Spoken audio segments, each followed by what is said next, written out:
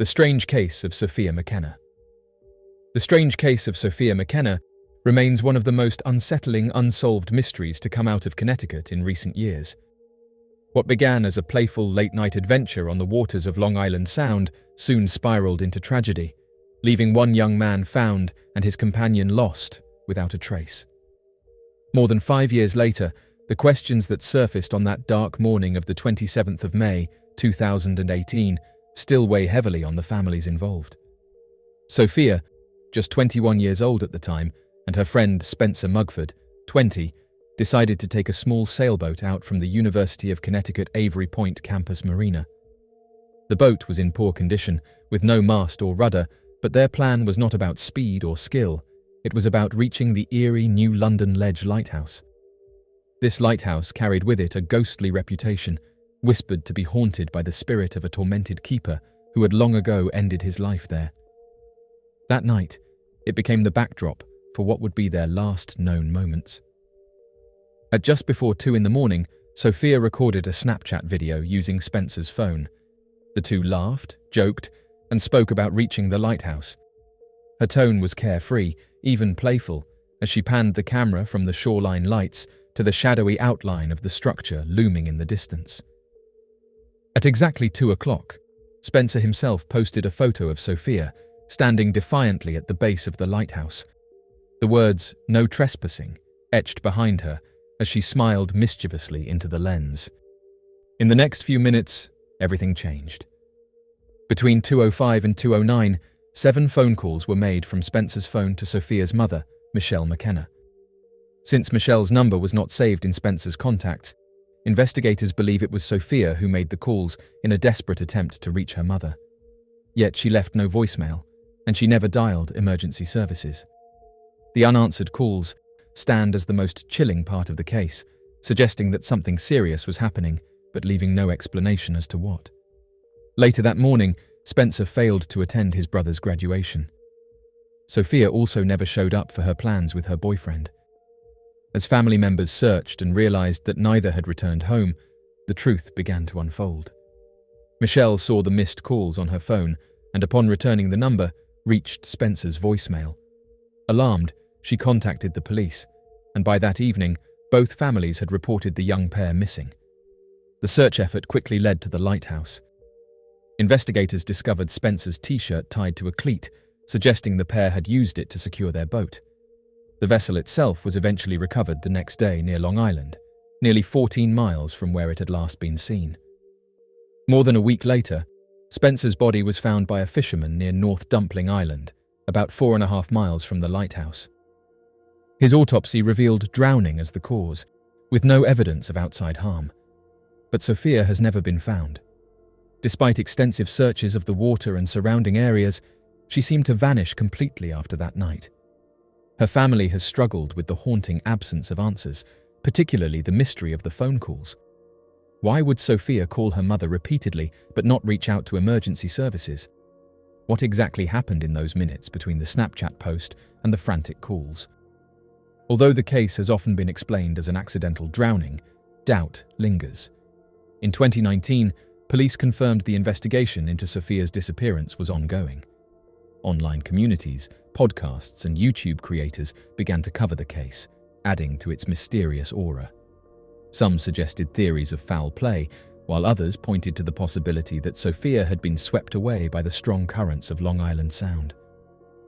The case of Sophia McKenna endures not only because of the strange circumstances surrounding her disappearance, but also because of the deeply human story it tells. A young woman lost, a family left in limbo, and a mystery that, even after years, refuses to let go of its secrets. The mysterious case of Timea Nagyova. The mysterious disappearance of 16-year-old Timea Nagyova continues to haunt the quiet village of Viniki in eastern Slovakia. On the 8th of January, 2002, Timea was last seen stepping off a bus just a short distance from her grandmother's home, yet she never arrived. Her case has puzzled both investigators and her family for more than 2 decades, leaving behind an enduring sense of uncertainty and grief. She lived with her grandmother in Viniki, a small rural village in Trebišov County, within the state of Košice. The settlement, home to around 500 to 600 residents, is a serene and sparsely populated community. With narrow village roads, scattered homes surrounded by small gardens and farmland, and its location along the right bank of the Bodrog River, it was the kind of place where most families knew one another. For such a quiet village, the disappearance of a young girl felt unimaginable. That morning, Timea was expected to attend school in Sierna Nad Tisu. Instead, she travelled to Trebisov, the main town in her district, located about 10 to 12 kilometers away. Her reason for the trip was a psychologist appointment, something her grandmother had not been informed about. After her appointment, Timea visited her sister in Trebisov. Later that afternoon, her sister accompanied her to the bus station, where Timea boarded a bus back to Vinnyky at 3 o'clock. The bus driver later confirmed that Timea did indeed step off the bus at her stop in Vinnyky. From that moment, she vanished. 2 days later, on the 10th of January, 2002, Timea's school bag was discovered under a bridge near Vinnyky.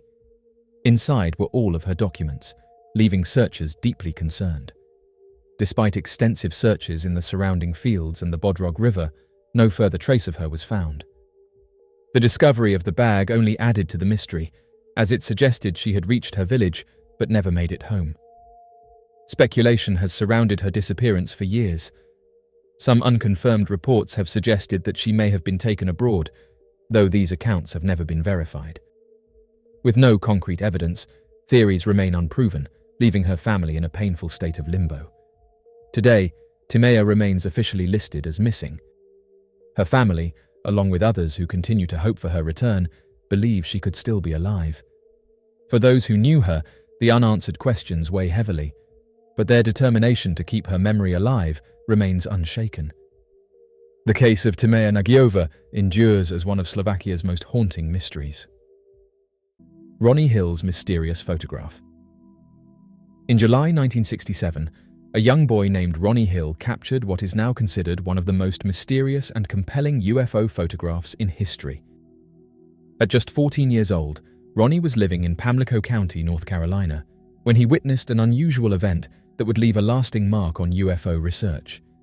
His photograph, taken in an era when photo manipulation was far more difficult than it is today, remains one of the few pieces of tangible evidence of extraterrestrial encounters. Despite its significance, the case is not well known, even among dedicated UFO researchers. According to Ronnie Hill, the incident began when he noticed a strange spherical object descending near his home. The craft was metallic, smooth, and egg-shaped, a form that has been repeatedly described in UFO sightings over the years. It emitted a strange and overpowering odor that made the air around it feel thick and unbreathable. The craft landed quietly, without any visible signs of propulsion, exhaust, or noise, an aspect that has puzzled skeptics and believers alike. As Ronnie watched in awe, a small humanoid figure emerged from the craft. The entity that stepped out of the UFO was unlike anything he had ever seen before. It was short in stature and dressed in a metallic silver suit. The figure moved with a sense of purpose, seemingly engaged in some unknown task, before quickly retreating into the craft. Without warning, the object lifted off and disappeared into the sky. The entire event unfolded within moments, but Ronnie managed to snap a single photograph of the encounter. The image, though grainy and taken under less than ideal conditions, clearly shows a small humanoid figure standing in front of an egg-shaped craft. What makes Ronnie Hill's photograph particularly intriguing is the consistency of its details with other UFO sightings. Over the years, many reports have described egg-shaped UFOs that appear to lack any visible means of flight. They often hover soundlessly, maneuvering in ways that defy modern aviation technology. These objects are typically metallic and seamless, with no visible engines, exhaust, or rotors. The descriptions match the craft captured in Ronnie's photograph decades ago, lending credibility to his account. Despite the fascinating nature of the image, the story of Ronnie Hill's UFO encounter never gained the widespread attention it deserved. In an era before the internet, when UFO reports were often dismissed outright, his photograph remained a relatively obscure piece of evidence.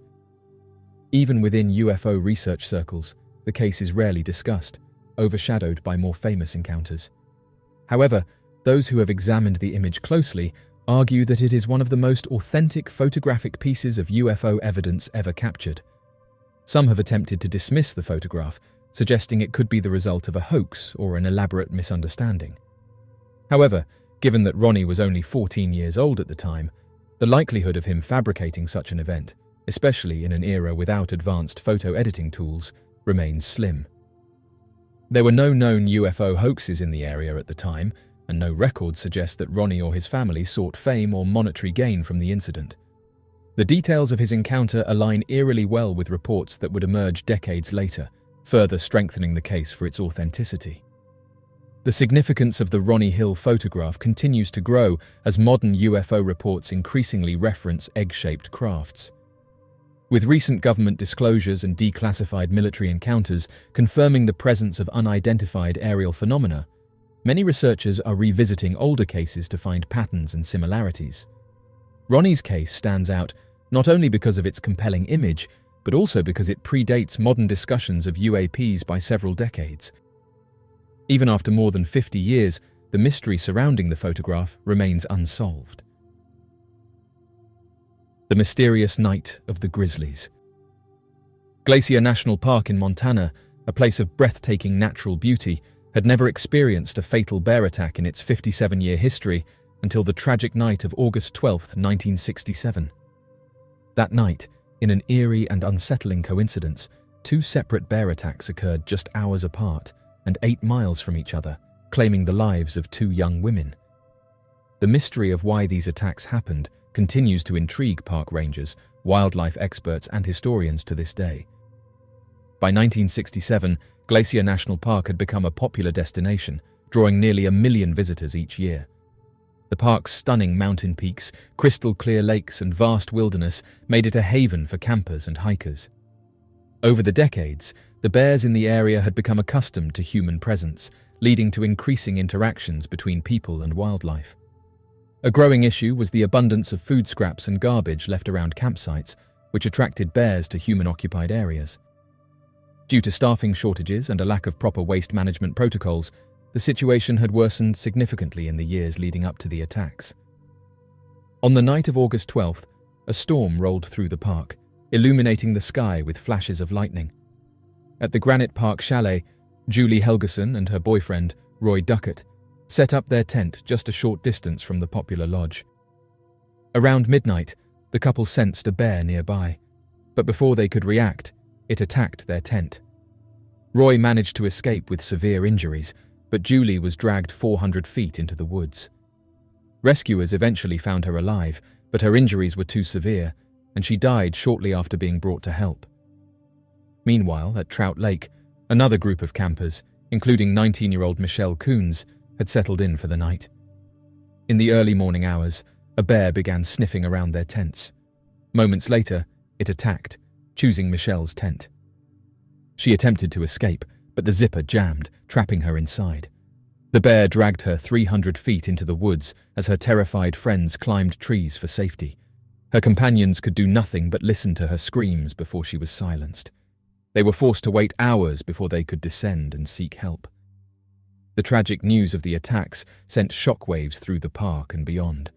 Rangers quickly mobilized to hunt down the responsible bears. In the days that followed, they took out several bears in the area, including an emaciated grizzly with glass shards embedded in its mouth, which was identified as Michelle's killer.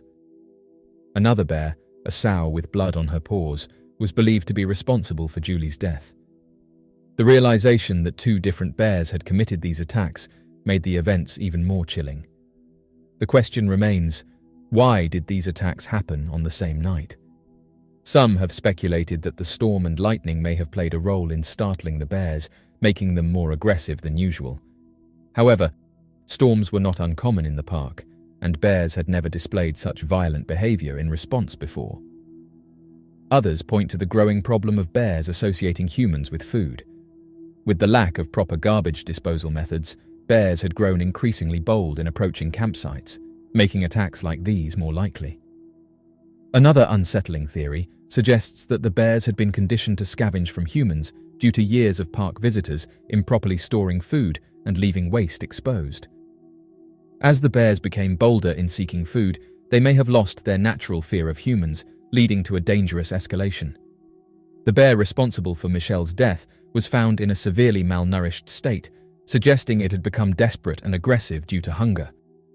The 1967 Glacier National Park bear attacks forced a dramatic shift in how national parks managed human-wildlife interactions. New policies were introduced, including strict garbage disposal regulations, bear-proof food storage requirements, and increased public education on bear safety. Rangers also implemented a stronger stance on keeping bears and humans separate, reinforcing the idea that wild animals should not associate people with easy food sources. Despite these measures, the events of that fateful night remain an unsettling reminder of the unpredictable nature of the wilderness. The fact that Glacier National Park had never seen a fatal bear attack before, and then suddenly experienced two in a single night, is something that continues to baffle experts. Whether it was the result of a perfect storm of environmental factors, human negligence in waste management, or simply a tragic coincidence, the deaths of Julie Helgeson and Michelle Coons changed the way people viewed the relationship between humans and wildlife in national parks. More than 50 years later, the mystery still lingers. The events of that night remain one of the most infamous incidents in the park's history, a chilling reminder that nature, for all its beauty, can also be unpredictable and deadly. Whether due to desperation, conditioning, or an unexplained phenomenon, the bears that night acted in a way never seen before and have not since. Mysterious object seen above Louisburg. In September 2022, a remarkable UFO sighting took place in Louisburg, where an eyewitness managed to capture a photograph of a mysterious V-shaped object in the sky. The individual, who was walking outside with their 14-year-old son, described the object as massive and slowly moving. The experience left them in awe, as they had never seen anything remotely similar before. The sighting quickly became a topic of discussion among UFO researchers and enthusiasts, as it bore a striking resemblance to previous reports of V-shaped unidentified flying objects. According to the eyewitness, the object appeared to float effortlessly through the sky without any visible means of propulsion. Unlike conventional aircraft, it did not produce any sound, nor did it exhibit the typical characteristics of drones or military jets. The most peculiar aspect of the sighting was the object's movement. While it changed direction once, the craft itself never rotated or banked like a traditional aircraft would. Instead, it maintained a steady, consistent position, almost as if it was gliding along an unseen path. The entire object emitted a dull orange glow, adding to its eerie and otherworldly presence. The photograph taken by the eyewitness served as compelling visual evidence of the event. While skeptics suggested it could be an experimental military craft or a natural atmospheric phenomenon, others pointed to the long history of V-shaped UFO sightings reported worldwide. The famous Phoenix Lights incident of 1997 is perhaps the most well-known case, where thousands of residents in Arizona witnessed a massive, silent, V-shaped formation of lights moving across the sky.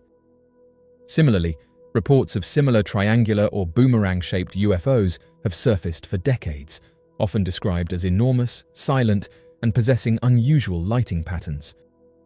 What makes the Louisburg sighting particularly interesting is the consistency between the witness's description and other documented cases. The lack of any visible propulsion system, the silent movement, and the strange luminescence all align with previous reports of V-shaped UFOs.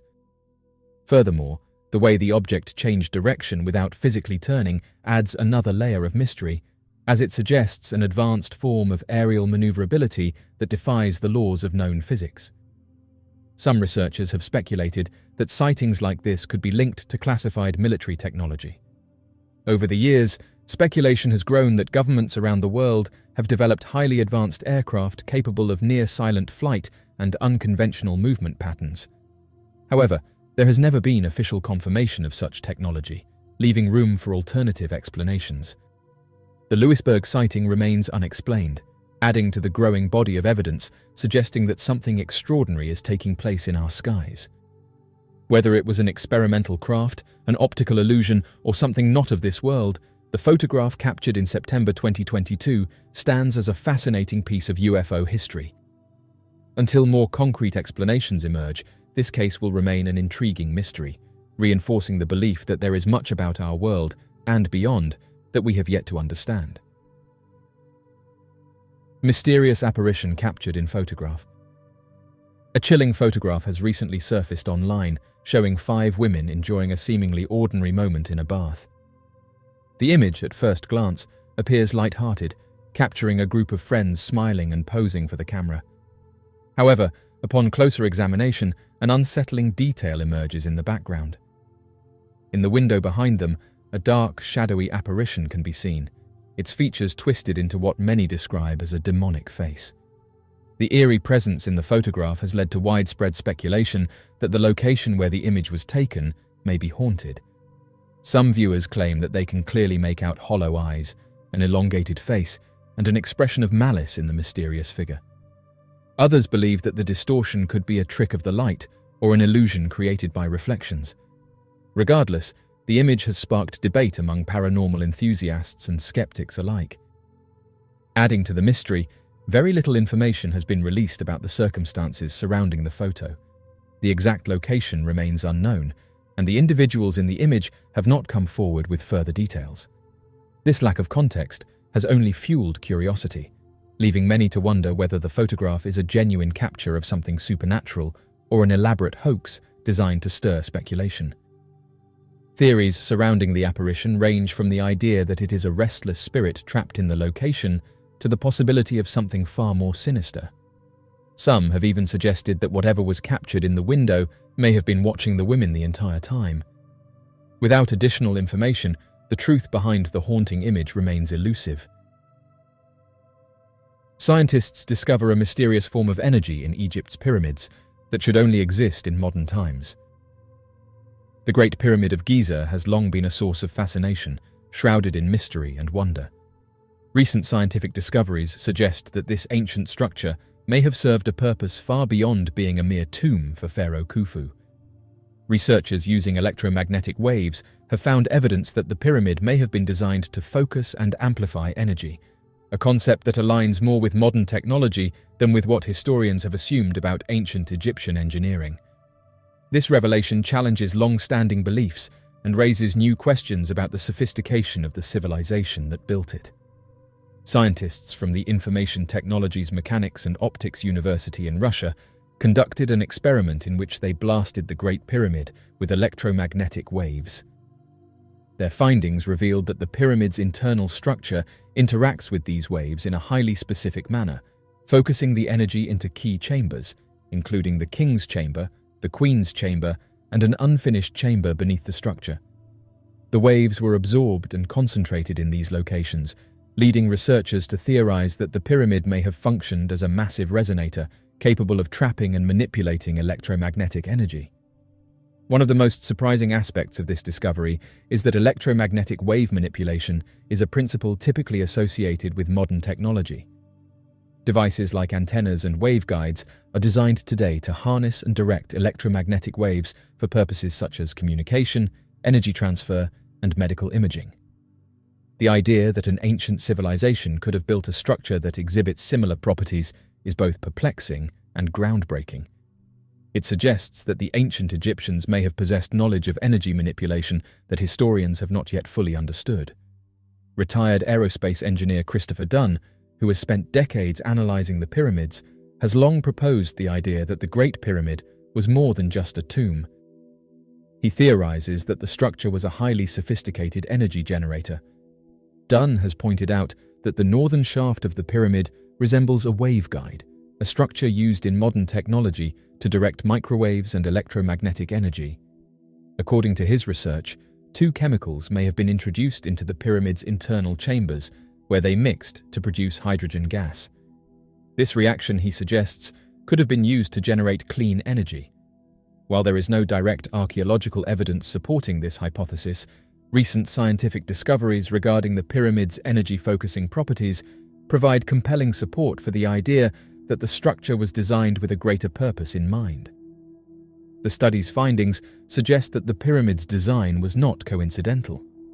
When researchers simulated the interaction of electromagnetic waves with the pyramid, they discovered that its shape and material composition created what is known as multipole resonances. These are specific patterns of electromagnetic activity that depend on the shape and composition of an object. The results indicate that the pyramid's architecture was deliberately crafted to harness these resonances, allowing it to focus electromagnetic energy in key locations.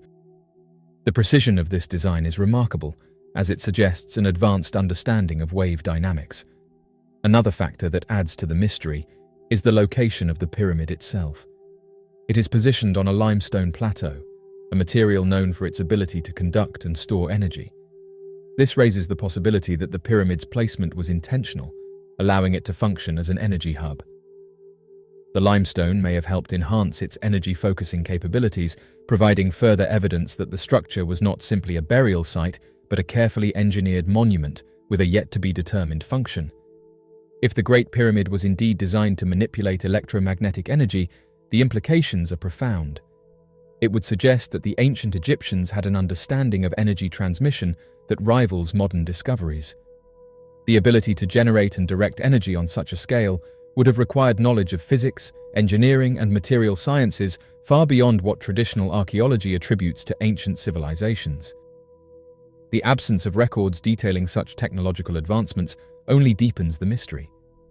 This discovery also raises questions about whether similar energy manipulation techniques were used in other ancient structures around the world. Many pyramidal structures exist in different civilizations, from Mesoamerica to Asia, and some researchers speculate that they may share common design principles related to energy transmission. The idea that ancient civilizations might have had access to forms of clean energy that modern science is only beginning to understand is both exciting and controversial. The mystery surrounding the Great Pyramid of Giza continues to deepen with each new scientific study. While the mainstream view still considers it a tomb, the latest discoveries suggest that it may have had a far more complex function. Whether it was a power plant, a communication device, or something else entirely, its ability to interact with electromagnetic energy remains a phenomenon that cannot be ignored. As researchers continue to probe the secrets hidden within this ancient wonder, one thing is clear: the true purpose of the Great Pyramid may be far more advanced than history has ever acknowledged.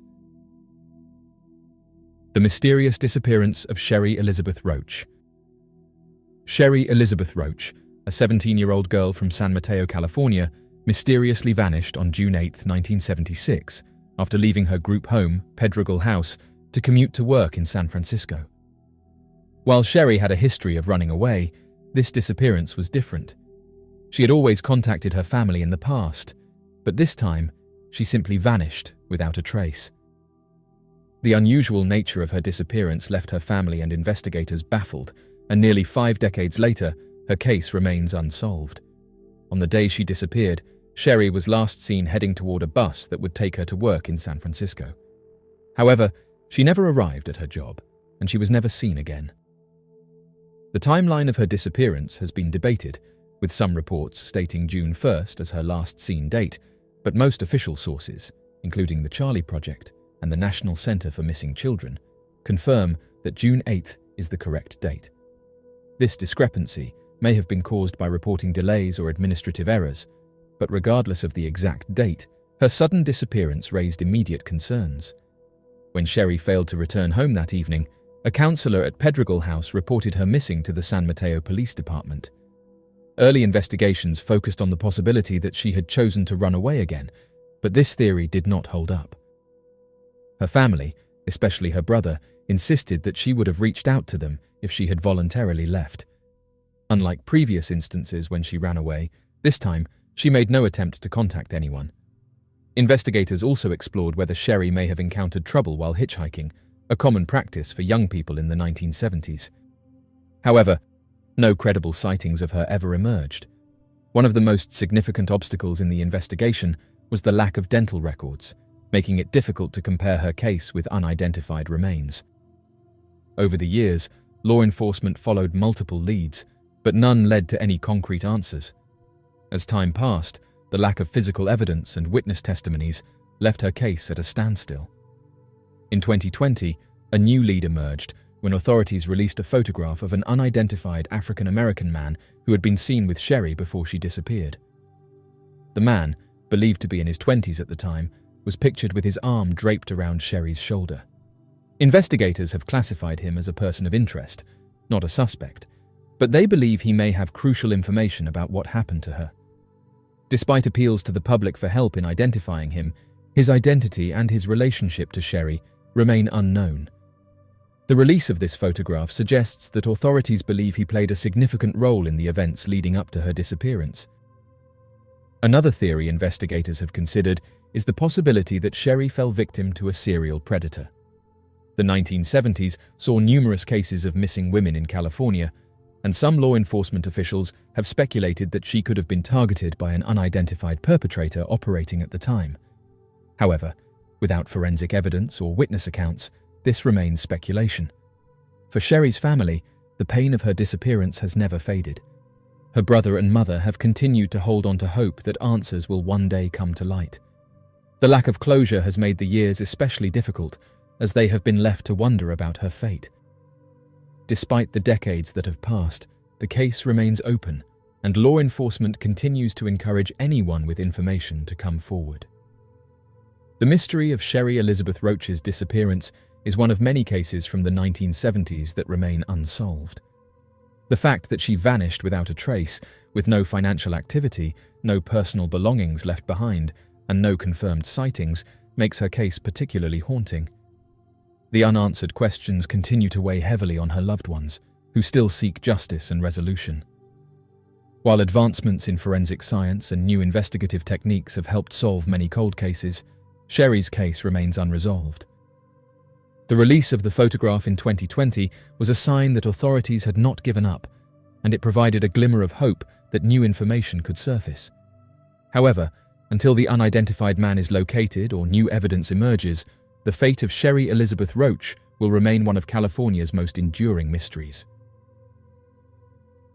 A NASA employee suddenly vanishes. Back on the 17th of June 2016, a man by the name of Floyd Roberts III had gone on a hiking trip with a longtime friend of his, Ned Bryant, and his friend's daughter, Madeline Bryant. After several hours of hiking together, however, Floyd suddenly disappeared from the group. As the weeks went on and the investigation into the matter was never resolved, many began to wonder what exactly happened to Floyd Roberts within the very short span of time that he had wandered away from his group. According to Ned Bryant, he and Floyd had been lifelong friends since they were 10 years old, when they first met each other back in Princeton, New Jersey. Their friendship was so close that many would often think that Ned and Floyd were actually brothers. Their friendship would even coalesce and maintain throughout their entire lives, with Floyd Roberts serving as Ned's best man during his wedding several years prior. Unfortunately, due to work requirements and job opportunities, the two men were unable to live close to each other, with Floyd Roberts eventually moving out to the city of Huntsville, Alabama, where he spent a short period of time working as a software engineer for the National Aeronautics and Space Administration. After a short time of working for NASA, Floyd Roberts moved once more to work as a computer programming and game design teacher at Middleton High School, located in Treasure Island, Florida. Throughout this time, however, Floyd and Ned decided to stay close friends and would meet up regularly to do an activity together. It was back in 1992 when Floyd and Ned decided that they would start hiking around the Grand Canyon a few times a year, as it would be a fun activity for them to both do, that would also allow them to take a break from their lives momentarily and get some much-needed exercise. These routine hiking trips would continue for over the next 20 years together, where the two men became highly experienced campers and hikers, familiar with the Grand Canyon as it was their only hiking route. Even more interesting, the two men were so interested in hiking that they would often travel alone in their free time whenever the other was unable to join, showing that both men had experience navigating the known pathways of the area even when isolated and on their own. Several years later, Ned Bryant and a few other members of his family became board members of the Grand Canyon Hikers and Backpackers Association, often sharing tips with each other on the best pathways and means of travel throughout the area, and having been trained in travel safety when hiking through isolated parts of the Grand Canyon. Confident that the two would be perfectly safe during their journey, the men planned to take one of their longest hiking and camping trips yet, choosing to spend 9 days hiking through the Shivwitz Plateau, a pathway that would lead them out of the area through the Separation Canyon. Although the region was a typically less popular area to travel through, their decided route was considered to have been largely very safe, without any major pitfalls or ravines close to their trails. Additionally, the two men decided that the beginning of the journey would be the most relaxed, and planned on spending the first couple of days camping alongside the major river in the area before making their way out of the canyon. After careful consideration, the two men planned their trip and decided that their hike would end after 9 days on the 26th of June 2016. At the last minute, Ned's daughter, Madeline Bryant, decided to join the group, and so the group decided that the easiest path down towards the river they had wanted to camp beside for a few days was to first reach the Grand Canyon Parashant National Monument when entering from the furthest western portion of the Grand Canyon. The Grand Canyon Parashant National Monument is considered to be a remote location and terribly underdeveloped given the lack of tourists that tend to visit the area. According to official park services, there are no known paved roads or laid-out trails leading to the national monument and no visitor services of any kind. Regardless, the group decided the open area and the lack of tourists would be a perfect staging ground to enter towards the river without the stress of strangers crowding around the area. Once the group was several miles away from the main trailhead of the area, the three travelers found themselves traveling over a large hill. Given Floyd Roberts' preference for a longer traveling time to help take in the scenery, he decided that he would take the slow rounding trail that followed the contours of the hill to reach the trailhead, whereas Madeline and Ned decided that a straight path over the hill would allow them to reach the trailhead faster and give them time to relax and take a quick rest. At around 4:45 in the afternoon, the group separated, with Ned and his daughter taking a straight-line path and Floyd Roberts following the trail that wrapped around the side of the hill. Several minutes later, Ned and Madeline would reach the trailhead and decide to take a short rest, waiting for Floyd Roberts to catch up to them. However, after about 20 minutes of waiting, the two started to worry that something had happened, and immediately began retracing their steps to look for Floyd Roberts, who they assumed must have gotten lost somewhere along the contouring path. After spending several hours looking for Floyd Roberts, the two decided that it was too dark and dangerous for them to continue their search, and so made a campsite near the trailhead meeting spot in the hopes that Floyd Roberts would be able to locate them by their fire. Unfortunately, the two said that it appeared as if Floyd had just completely disappeared, and so Ned and Madeline hiked their way to the nearest area with cell phone reception to report Floyd Roberts as missing. The two reported Floyd Roberts' disappearance at around 3 in the afternoon, Saturday, June 18th. Almost immediately, a team of search and rescue working for the national park started their search for Floyd Roberts, covering a 10-mile radius of where he had last been seen by Ned Bryant and his daughter. The search and rescue originally showed up for the search efforts in high spirits, believing that Roberts would have been recovered quickly, given the fact that the weather in the area did not drop anywhere near freezing temperatures and stayed relatively high throughout the day and night. Additionally, Floyd Roberts had been carrying a week's supply of food and over 2 gallons of water in his backpack at the time of his disappearance, so it was believed that he would have more than enough supplies and years of experience to help him navigate his way towards help, if necessary. Over the next few days, an estimated 15 people were involved with the search and rescue of Floyd Roberts, with a team of sniffer dogs used to follow his scent. It was at around this time that a set of footprints had been discovered that followed down the direction of the trail that Ned and his daughter Madeline had claimed Floyd was last seen traveling down. As the dogs followed the trail, it appeared as if they had locked onto the scent of Roberts and continued in the direction of the footprints for several hundred feet before they suddenly stopped.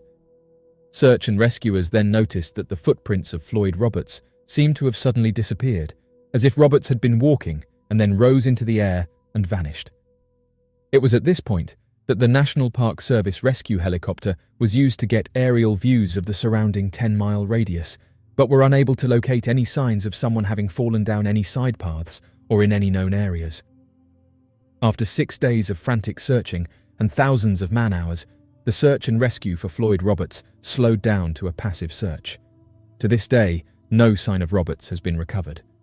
According to official search and rescue reports, Floyd Roberts was last seen wearing a red long-sleeved shirt, blue denim jeans, a multicolored mesh Nike Free sneakers, a large blue low alpine contour backpack, white-rimmed sunglasses with orange lenses, and 2 gallons of water with enough food to last him about a week. Kenneth Arnold's mysterious sighting. Many who have researched unidentified flying objects have reported the various shapes and forms, and these include the disc-shaped UFO, which is particularly prevalent. These sightings, often described as saucer-like or disc-like, have become almost iconic in the collective understanding of UFO phenomena. The image of the disc-shaped UFO entered popular consciousness in the mid-20th century, largely due to a series of high-profile sightings and subsequent media coverage. The most famous early sighting occurred in 1947, when pilot Kenneth Arnold reported seeing 9 shiny disc-like objects flying at incredible speeds near Mount Rainier, Washington. Arnold's description of the objects as saucer-like quickly led to the term flying saucer becoming synonymous with UFOs. On June 24, 1947, just after 3 in the afternoon, Kenneth Arnold piloted his aircraft over Mineral, Washington. He had a business trip to Yakima, and he had made the small diversion because he knew there was a reward for finding the location of a downed United States Marine Corps cargo jet. However, this diversion would lead him to have one of the most famous UFO encounters, one that is still being talked about to this day. When he could find no trace of the aircraft, he started to veer back towards Mount Rainier, his original target. But as he was doing so, he noticed something shining in one of the plane's mirrors. He glanced rapidly around him, wondering if his calculations were off and he missed another jet that should have been nearby. But he was alone, except for another plane that was miles away. About a minute and a half later, he noticed many light flashes to his left. He promptly eliminated the possibility that the lights were a solar reflection, and that would leave one possible outcome: there must be solid things reflecting the light. They seemed to fly in tight formation and move fast, whatever they were. Believing he was seeing a US experimental aircraft, he scrutinized the items even more closely, but he soon ruled out the notion when he failed to discern a tail on the craft. The items had found their way to his location by now, flying quickly in front of his aircraft. Arnold would try to absorb as much information as he could as they went. Later on, Arnold would say that the craft seemed to have originated in the vicinity of Mount Baker. This is an intriguing point. Many reports of UFO encounters have been connected to different mountains all around the world. In fact, there are many stories and conspiracies around several of these mountains, like Mount Shasta in California and Brown Mountain in North Carolina, about possible hidden bases. The state of Washington, in the upper northwest region of the United States, is undoubtedly a hot spot for UFO activity, even if there was no such term or idea at the time. Just days before Arnold's sighting, the Maury Island incident occurred near Tacoma, Washington. 2 harbor patrolmen reported seeing multiple donut-shaped objects dropping metallic debris over Maury Island. Arnold would detail that the mysterious objects were crescent-shaped, without a tail but possessing wings. They seemed to be a beautiful metallic silver color, reflecting the late afternoon sun. Arnold would calculate their speed from the mountain summits, figuring they were traveling between 1,200 and 1,500 miles per hour, which was significantly quicker than any aircraft the US Air Force, or any Air Force for that matter, had at the time, and is equivalent to a modern-day F-22 Raptor. Arnold would make his scheduled landing in Yakima, Washington at 4 in the afternoon, about an hour after the sighting. He would quickly disclose this information to friends and airport personnel, but only in discreet talks. He would go on to present his account to the waiting journalists on June 25th, and Arnold recalled that he had been misquoted, and that this had led to the name Flying Saucer. He said that they flew like you would throw a saucer across the ocean. The majority of newspapers misinterpreted and misquoted it. National newspapers picked up the story quickly, and then by foreign newswires, which had a considerable impact, even though they were undoubtedly not as sophisticated as the modern media's round-the-clock operations. So much so that a mixture of curiosity and derision would soon put pressure on Arnold. A few days later, he would declare that he hadn't experienced any moments of calm since he told the story.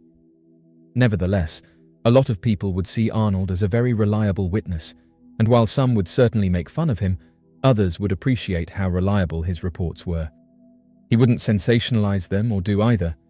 His reputation was further enhanced by the fact that he was an accomplished pilot. The episode would continue to pique media curiosity. Arnold, who was at the time operating in somewhat of a novel and distinctive area, would ostensibly utilize the interviews to discuss his theories and exchange ideas about what he had really seen. Fascinatingly, he might have been among the first to suggest that UFO sightings were possibly the result of a government cover-up. He would stick to his conviction that it would be inappropriate for authorities to shoot one of them.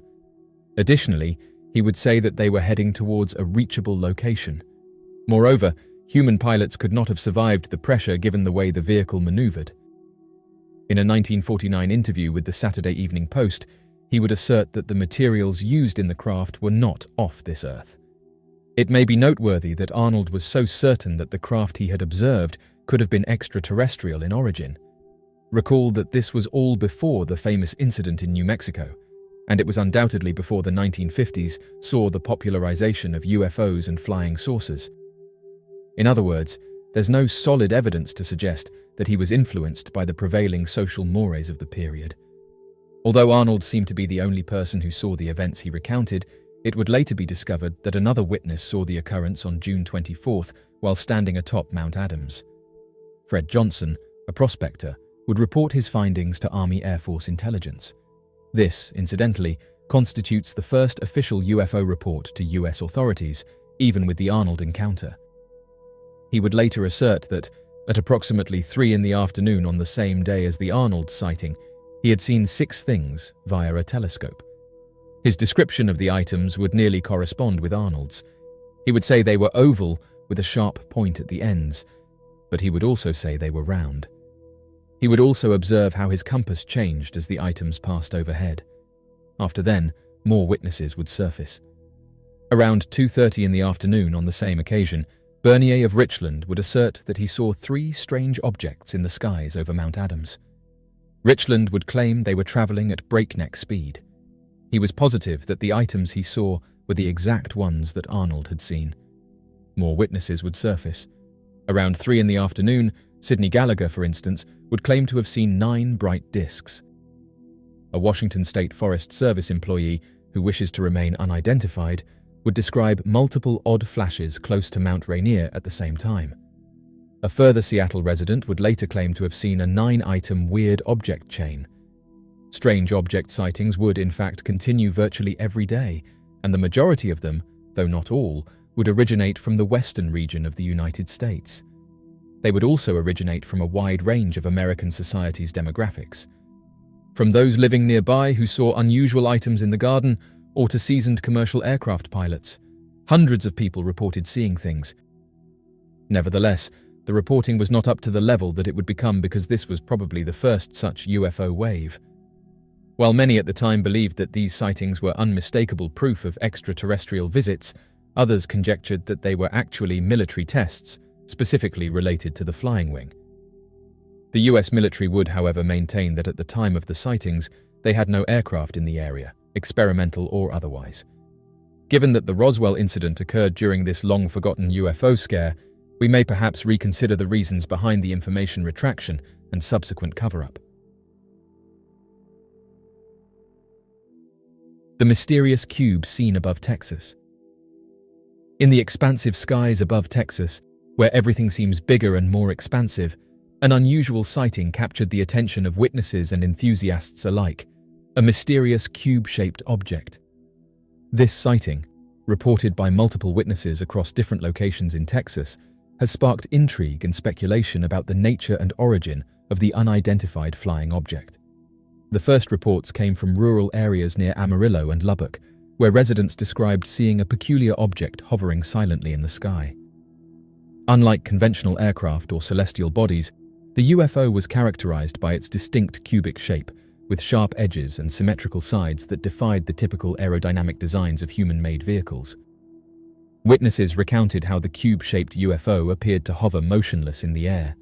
Some observers noted unusual dark markings on the surface of the object, hinting at advanced technology or unfamiliar symbols that fueled speculation about its advanced origins. News of the cube-shaped UFO spread rapidly through social media platforms and local news outlets, prompting a flurry of eyewitness accounts, amateur photographs, and videos capturing fleeting glimpses of the mysterious object.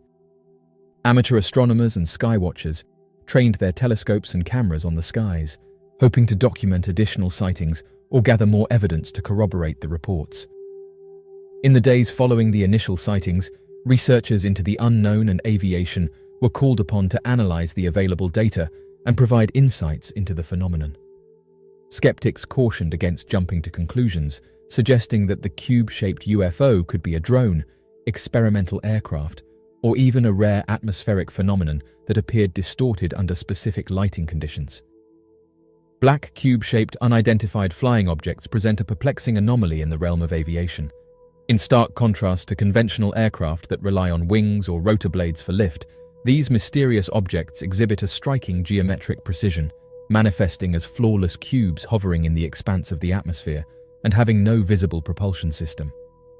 The emergence of such immaculately structured forms not only defies our existing comprehension of propulsion systems and aerodynamic principles, but also poses intriguing challenges to the very foundation of engineering as we know it. The phenomenon surrounding the black cube-shaped UFOs is incredibly intriguing, with a key aspect being the abundance of credible eyewitness testimonies. These accounts stem from a wide array of sources, such as pilots, military servicemen, law enforcement officers, and seasoned observers. Their detailed portrayals consistently describe cube-shaped crafts showcasing sophisticated flight capabilities, including silent hovering and maneuvers that challenge conventional laws of physics. The diversity of these witnesses adds significant weight to the credibility of these encounters, highlighting a pattern that goes beyond mere speculation and instigates a deeper exploration into the enigmatic nature of these mysterious objects. Images and footage recorded by observers depict these mysterious entities in diverse settings and circumstances. Mysterious triangular structure melting out of iceberg. In the remote expanses of northeastern Greenland, where vast icebergs drift silently through frigid Arctic waters, an intriguing discovery was made that sparked global fascination and debate. It began with an amateur explorer, an enthusiast of satellite imagery, who stumbled upon a mysterious triangular structure seemingly emerging from the ice-covered landscape. This discovery, made possible through the lens of Google Earth, captivated the imagination of the public and ignited speculation about its origin and purpose. The individual who found the mysterious object said that they had always been fascinated by the uncharted and the unknown. Armed with a passion for exploration and a keen eye for detail, the man spent countless hours scouring satellite images of remote regions, searching for anomalies and hidden treasures that might elude the casual observer. It was during one of these virtual expeditions, while navigating the icy terrain northeast of Isotok, Greenland, that he stumbled upon the strange triangular structure. The structure appeared to protrude from the surface of a large iceberg, its geometric outlines starkly contrasting against the pristine white backdrop of the Arctic landscape. From the satellite image, it was clear that the structure exhibited precise triangular symmetry, suggesting deliberate design rather than natural formation. Its edges were sharply defined, a testament to its substantial height and solid construction. The man was initially skeptical of the discovery, considering the possibility of an optical illusion or a glitch in the satellite imagery. However, as he meticulously analyzed multiple satellite views from different angles and lighting conditions, the triangular structure remained unmistakably present, consistent in shape and position across various images. Excited yet cautious, he shared his findings with fellow enthusiasts and online communities dedicated to satellite imagery and exploration. The discovery quickly gained traction on social media platforms and discussion forums, where theories and speculations abound about the nature and origin of the mysterious structure. Some hypothesized that the triangular structure could be an ancient artifact buried within the ice, preserved by millennia of Arctic conditions and recently exposed by shifting icebergs or glaciers. The possibility of a lost civilization or prehistoric settlement buried beneath Greenland's icy veneer captured the imagination of those drawn to mysteries of the past. Others speculated more boldly, suggesting that the triangular structure might be of advanced origin, a relic left behind by an advanced alien civilization that visited Earth in ancient times. Proponents of this theory pointed to the structure's geometric perfection and its unexpected location within one of Earth's most remote and inhospitable regions as evidence of an otherworldly connection. Mysterious structures seen inside the Moon's craters. In the vast expanse of space, our Moon has long been a subject of fascination and exploration, with countless missions aimed at unraveling its mysteries and unlocking its secrets.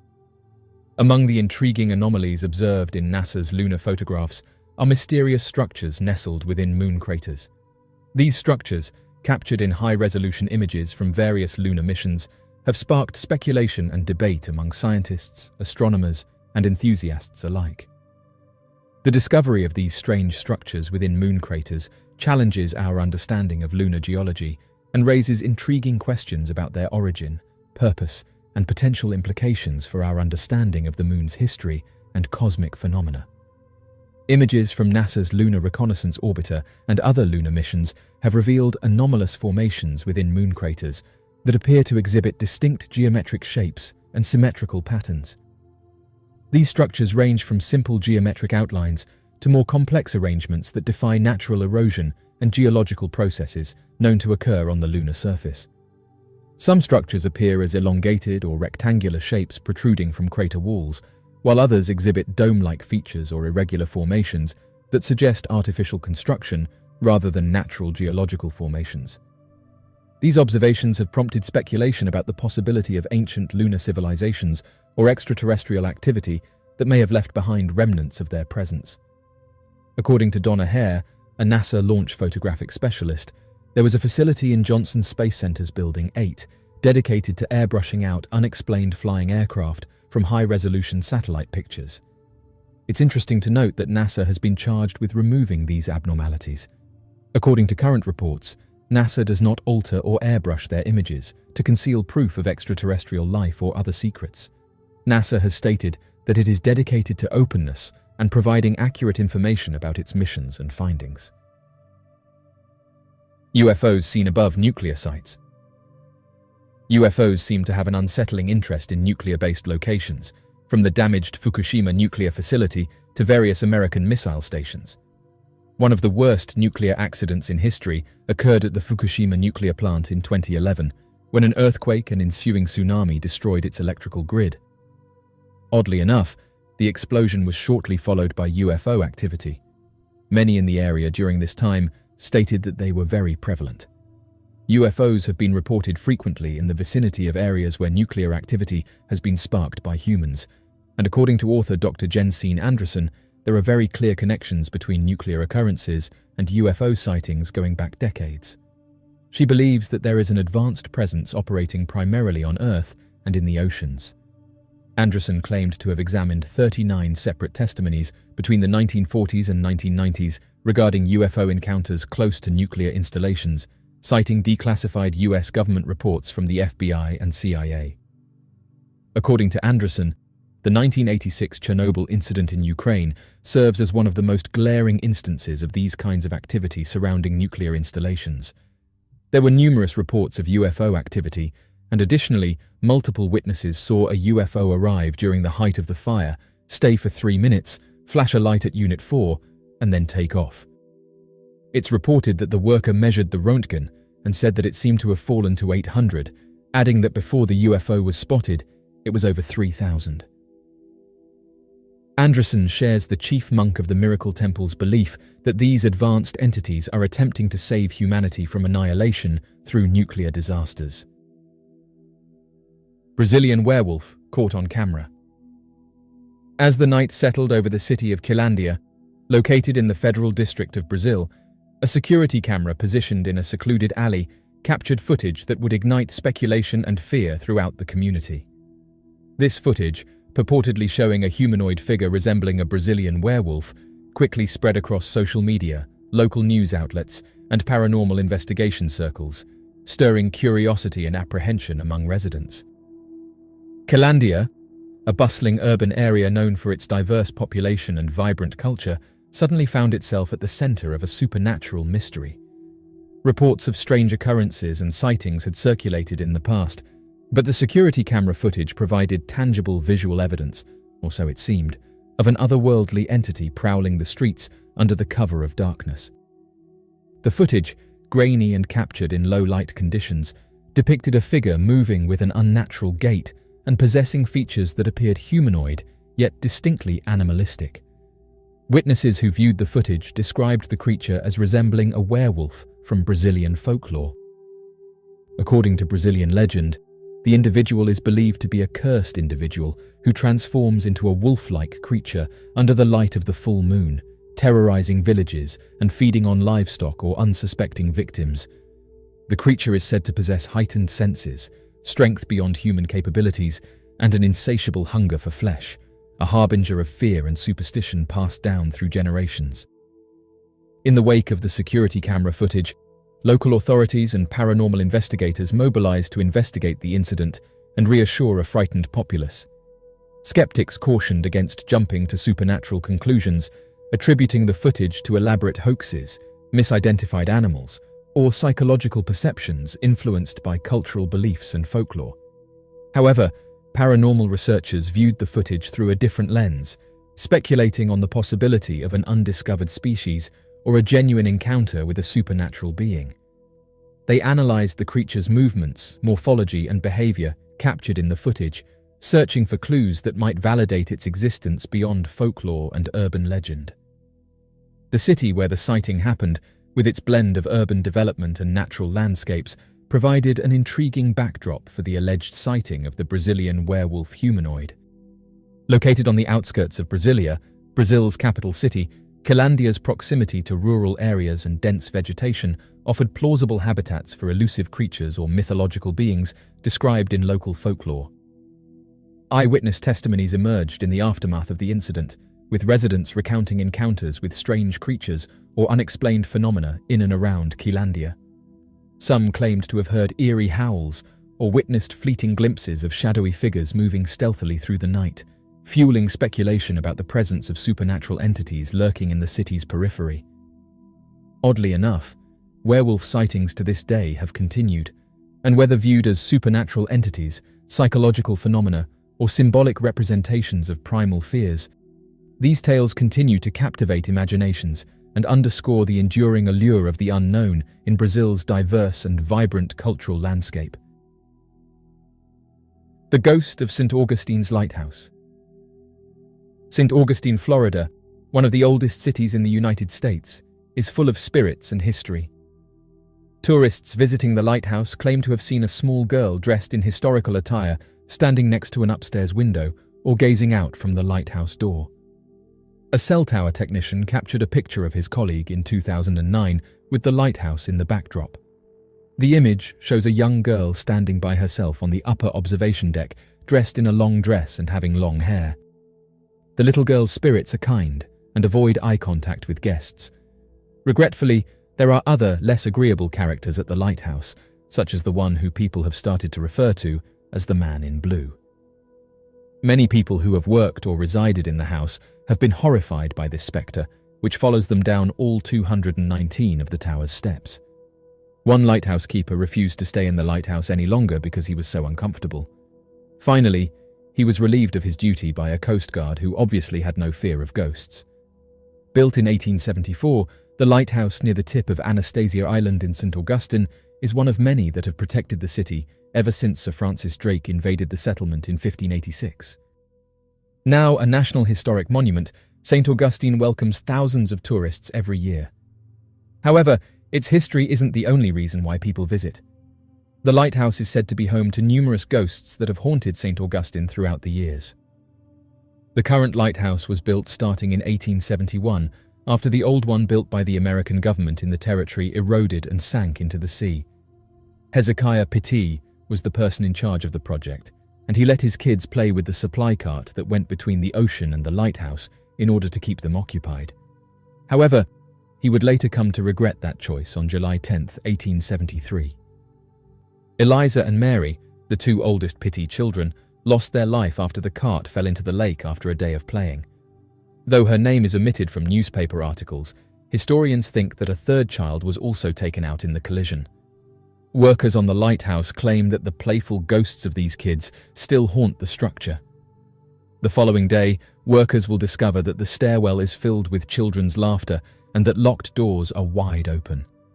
Unexpectedly, music boxes at the gift shop start to play on their own, and while guiding guests around the lighthouse, tour operators have reported numerous instances of being touched or grabbed by spirits. It's difficult to give an exact number of caves in the Grand Canyon as new caves are still being discovered and the number is constantly changing. However, it's estimated that there are over 1,000 known caves within the Grand Canyon National Park boundaries. These caves vary in size and shape, and many of them are not accessible to the public due to safety concerns or to protect the delicate cave ecosystems. Various interesting discoveries are said to have been made at the bottom of the Grand Canyon. It's due to the vast, largely unexplored caves. There's been whispers that the area is holding many secrets, with one of the lesser-known ones being that the area may have once been the home of an underground ancient civilization, with those who explored the area saying that artifacts were found and that they belonged to the ancient Egyptians. This interesting story starts in 1909 when an explorer by the name of G.E. Kincaid found a variety of strange artifacts while exploring the Grand Canyon. He was sent there by the Smithsonian Institution, saying that he was told to explore the large caverns that were covered by a large entrance that was almost inaccessible. The team was led by Smithsonian anthropologist S.A. Jordan, but it was Kincaid who had allegedly made the discovery. The team reported that once inside, they found that the caves were in the shape of a wheel, saying that once they made their way inside the caverns, they found various artifacts, including copper artifacts and statues. The team also reported that the area was so big that it could have been inhabited by up to 50,000 people, noting that it was easily big enough to hold an ancient civilization. Although people living underground sounds like something from a movie, Derinkuyu is an underground city that was inhabited by people during the 8th to 7th century BC. Officials said the following about the discovery. Once the team started to look closely at the artifact, they noticed that they didn't match anything in their records and didn't match anything that had been found in the region, most notably those of the Native Americans. These artifacts more closely resembled those that were coming out of Egypt. The big question was, how did these ancient artifacts end up in a deep cavern within the Grand Canyon? And was there an ancient Egyptian civilization that had somehow made their way here? End quote. The Smithsonian later came forward and said that the team that had been sent down into the Grand Canyon didn't find anything, and that they have no proof that anything had been found. The only reply that the Smithsonian has given about the story is saying that they didn't find anything. As of right now, skeptics have said there is no credible evidence to suggest that there is an underground Egyptian city beneath the Grand Canyon. This is a common theory that has been circulating for decades, but there is no factual basis to support it. The mysterious photograph captured inside the Grand Caverns. There's been a number of interesting photographs that have been captured in national parks. One of these was taken in the Grand Caverns in 1895 by Orrin Jeffries. There's a limited amount of information on this photograph, but the story goes that amateur photographer Orrin Jeffries was exploring an unmapped section of Grand Cavern, something that few people have done due to stories of disappearances and encountering mysterious creatures. The caverns he was exploring were located in southwestern Virginia, and in recent years there's been a variety of theories that have been put forward that suggest the caverns aren't just caverns, but could be home to underground networks. In fact, this has been backed up in recent years by hikers who have said that they discovered underground networks while exploring the area. Orrin Jeffries made his way into one of the caverns, and due to not being able to see anything, decided to conduct a photographic experiment where he would point his camera out into the darkness and take a long exposure shot. For those unaware, a long exposure technique takes advantage of slow shutter speeds, which in turn allows the user to capture the motion of a moving element or more light from a night scene. During one of these sessions, he heard something moving deep in the cave, and due to him being alone and worried, he decided to set off one of the flashes in order to see what it was. After he left the cavern, he developed the photograph and could see that he had captured what appeared to be 3 humanoid-like creatures. He then approached the local newspaper and told them that 3 humanoids could be seen looking in his direction, and that after the photograph was taken, he ran out of the cavern as fast as he could. Interestingly, when researchers later enhanced the photo, they detailed that they could see one of the creatures raising its arm, with some suggesting that the humanoid may have had something in its hand like a rock, and that had Orrin stayed just a few more moments, he may have been attacked by the creature. The mysterious disappearance of Adam Clayton Lyle Jones at the Grand Canyon. Though the investigative services branch of the law enforcement generally try to solve cases as efficiently and quickly as possible, this sadly is not always the case, and most often than not, cases tend to grow cold for months or years afterwards. These cases are not closed and remain open and may become active should new evidence surface. Kathy Cupper, one of the spokespeople for the investigative services branch, said the following: "It's always there on the table. Sometimes a tip will come in, or someone will hear something, and it will go active again." End quote. Adam Clayton Lyle Jones is one of the unfortunate missing individuals whose case has grown cold. Jones went missing on the 31st of March back in 2011 and has not yet been found. The man, who was only 23 at the time of his disappearance and would now be 33 years old, was last said to have been last seen by his family in the Gulf Breeze in Florida. His family claim he left home early in the afternoon in a blue Oldsmobile Delta 88, and that the only personal possession he took with him was his laptop, no other notable belongings. Little did Jones's family realize that would be the last time they would ever get to see him again. It took until the 5th of May 2011 for a park ranger to acknowledge the abandoned Delta 88 car parked at the South Rim center of the Grand Canyon National Park. At the time, Jones had not yet been reported as a missing person and therefore not initially considered as a victim. The park ranger managed to contact Jones's parents about the abandoned car, who then proceeded to file the missing persons report to the police. Contents found within the car included an itinerary of various routes of California cities and places in Denver, Colorado. Surprisingly, there was not a mobile phone in the car, as Jones did not have his phone on him when he went missing. To this day, investigators have no idea whether he was lost or injured in the wilderness, or if something else, far more morbid, might have happened. Furthermore, there is no actual evidence that he even entered the Grand Canyon Park, no photographic or witness proof that he was there, apart from the car parked in the car park. With so little to go off, investigators have had a difficult time finding any clues to Adam Jones' whereabouts. A worker for the Washington State Department of Transportation noticed something moving on one of their cameras. As they zoomed in, they said they could see what appeared to be a large human walking next to one of the trees, saying that it was much larger than a standard human. They then put out a post on social media, asking if any hikers had seen anything in the area, and requested that people be on the lookout. The Washington State Department of Transportation said that it's not a cardboard cutout and it hasn't been photoshopped. The worker said that they've never been up to the camera and that it's an area that doesn't often get visited by hikers. Some suggested that the photographs show a real humanoid creature, while others said that it could be the outline of a tree that's causing an illusion. However, the worker said this wasn't the case.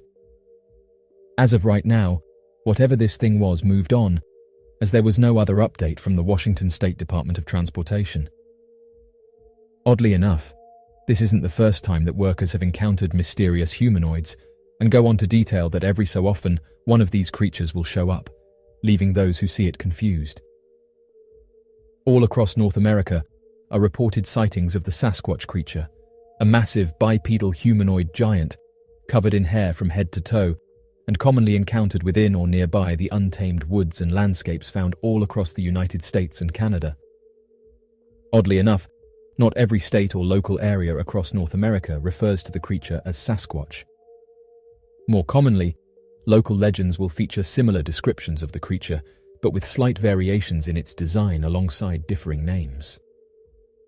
One of the most interesting sightings features a Floridian creature known as the skunk ape, a legendary giant native to the wetlands and swampy state parks, with reports going back several centuries.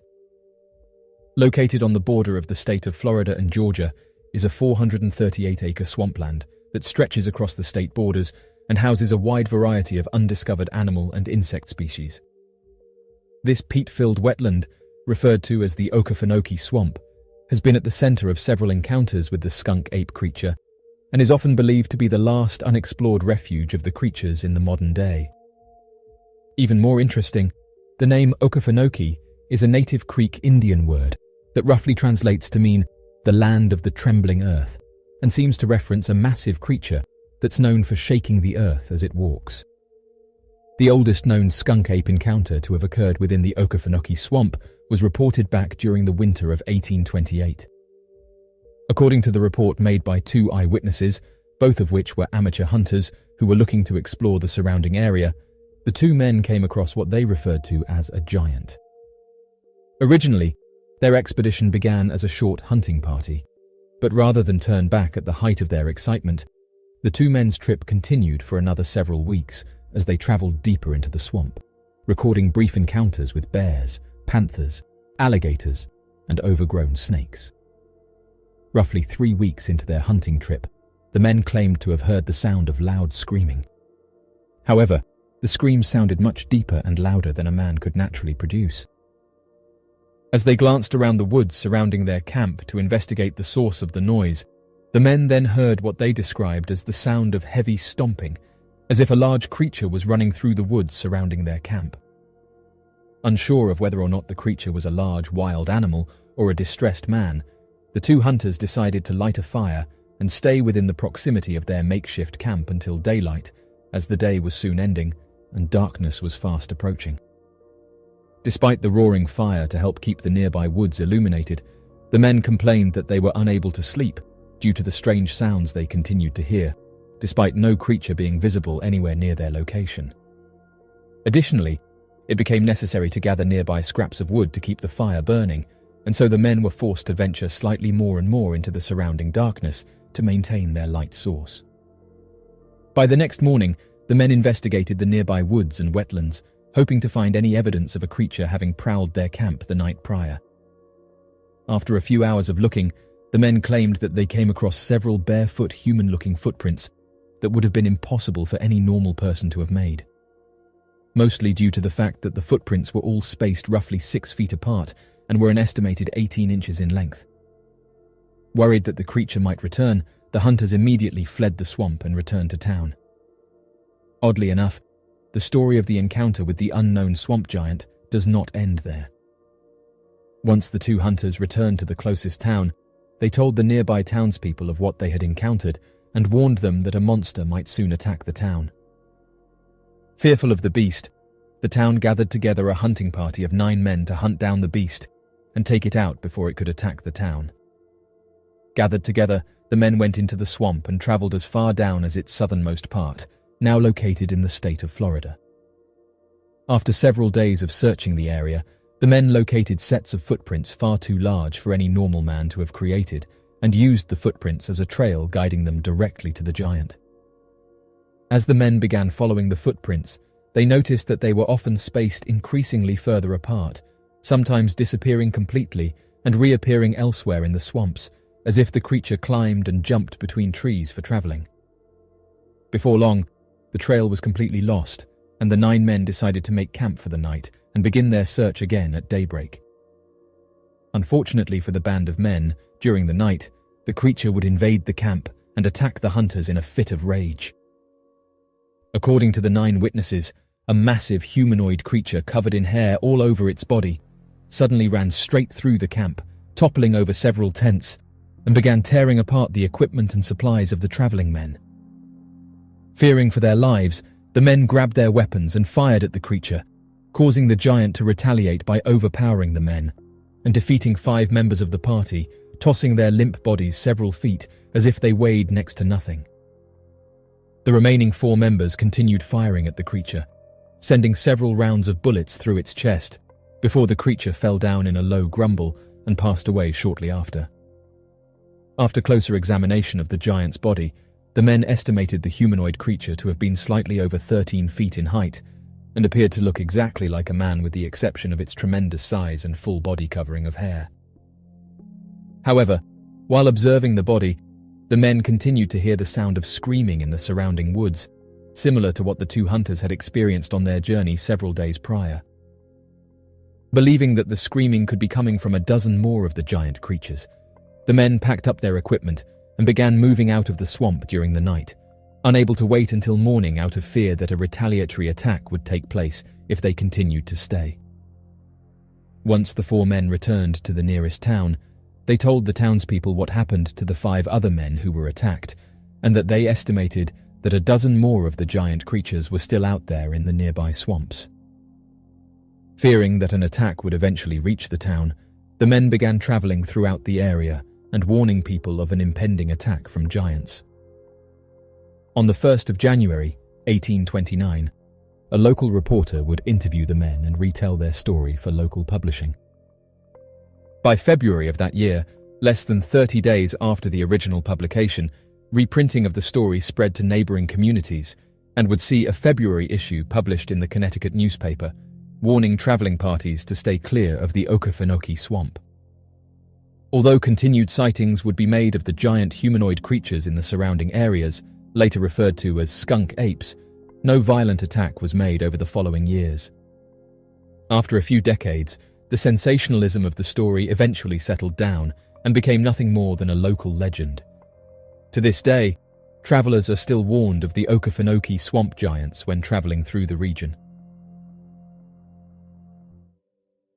Someone on social media sent us this photograph saying that it was captured above the United States. They couldn't explain what the object was in the sky, detailing that it looked to be in the shape of a black triangle. The photographs were soon sent to various online groups that investigate mysterious phenomena, and the majority of them agreed that this was a black triangle, a mysterious aircraft that's been sighted across the United States for several decades. The mystery here, though, is that no one is sure what they are and who they belong to. If they belong to the United States military, then it proves that they have technology far superior than anyone else, as these aircrafts have been observed outmaneuvering jets and traveling at tens of thousands of miles per hour. When these types of photographs are taken, it's very hard for the eyewitnesses to be able to record the encounter, mainly because the vast majority of eyewitnesses aren't expecting to see anything, so the encounter is usually rushed, leaving those involved with more questions than answers. The phenomenon of black triangles has been a topic of interest and debate for many years. Reports of these triangular-shaped aircrafts have been documented across the world, and many people believe that they are extraterrestrial in origin. The first recorded sighting of a black triangle was in 1561 over Nuremberg. The 1561 celestial phenomenon over Nuremberg was a rare and unusual event that occurred on April 14, 1561, in Nuremberg, Germany. It was an aerial battle that took place in the sky above the city and involved a large number of strange flying objects that were described as spheres, cylinders, triangles, and crosses. This event has been the subject of much debate and speculation among researchers and historians over the years. The event began at dawn when a number of large black spheres were seen emerging from the sky. These spheres were said to be as big as a small house and were followed by a series of smaller objects, some of which were described as cylinders and others as crosses. Witnesses reported seeing these objects move and dart around in the sky in a chaotic and violent manner, as if engaged in some sort of aerial battle. According to contemporary accounts, the objects emitted a strange noise that sounded like a great many men, women, and children screaming. Some witnesses reported feeling a sense of dread and fear as they watched the objects in the sky, while others were filled with wonder and amazement. The event lasted for about an hour before the objects disappeared back into the sky. In the aftermath, the people of Nuremberg were left to wonder what had just happened. Some speculated that the objects were celestial in nature and had some sort of religious or divine significance. Others believed that they were the product of advanced technology or even extraterrestrial in origin. Over the years, the Nuremberg event has become one of the most famous and well-documented mass UFO sightings in history. Some researchers have suggested that the event may have been the result of a natural phenomenon, such as a meteor shower or an unusual weather pattern. Despite the many theories and speculations surrounding the Nuremberg event, no one has been able to provide a definitive explanation for what actually happened that day. The event remains an enigma and a mystery to this day, and continues to capture the imagination of believers and historians alike. One of the most famous black triangle sightings occurred in Belgium in 1989 and 1990. During this time, hundreds of people reported seeing a triangular-shaped aircraft with 3 bright lights. The sightings were so widespread that the Belgian Air Force launched an investigation, but they were unable to identify the object. Despite the lack of concrete evidence, The Belgian Black Triangle sightings remain one of the most well-documented cases in history. In recent years, there have been numerous sightings of black triangles across the world, including in the United States, United Kingdom, and Mexico. These sightings have led to many theories about the origin of these objects. Some believe that they are controlled by advanced beings, while others suggest that they are top-secret military aircraft or drones. One popular theory is that black triangles are part of a secret military project. The US Air Force has acknowledged that they are testing advanced aircraft, but they deny that any of these aircraft are triangular in shape. Despite this, many people remain convinced that the military is testing new aircraft and that black triangles are a part of this testing. Others believe that black triangles are evidence of advanced life forms. They point to the shape of the objects, which is not consistent with any known aircraft, and suggest that they must have been created by something incredibly advanced. While there is no concrete evidence to support this theory, it remains a popular belief among many enthusiasts. The impact of black triangle sightings on popular culture has been significant.